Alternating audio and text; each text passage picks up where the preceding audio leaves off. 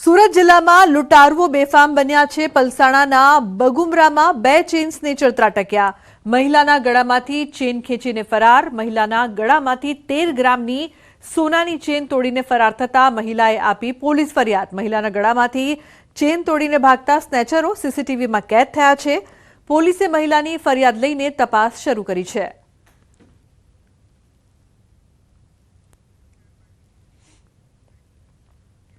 अन्य समाचार द्वारकाथी द्वारकाना कल्याणपुर तालुकाना दुधिया गामे धोळा दिवसे चोरीनी घटना बनी छे। दुधिया गामे वाड़ी विस्तारमां खेडूतना घरेथी 2 भैंसोनी थई चोरी। खेडूत परिवार एक धार्मिक प्रसंगमां गयो हतो अने अजाण्या शख्सोए वाड़ीमां बांधेली 2 भैंसोनी चोरी करी। तो रामशीभाई नामना खेडूतनी मालिकीनी 2 भैंसो कोई अजाण्या शख्सो चोरी करी गया फरार। समग्र घटनाना सीसीटीवी सामे आव्या छे। चोरीनी आ घटना अंगे खेडूते पोलीस फरियाद नोंधावी छे।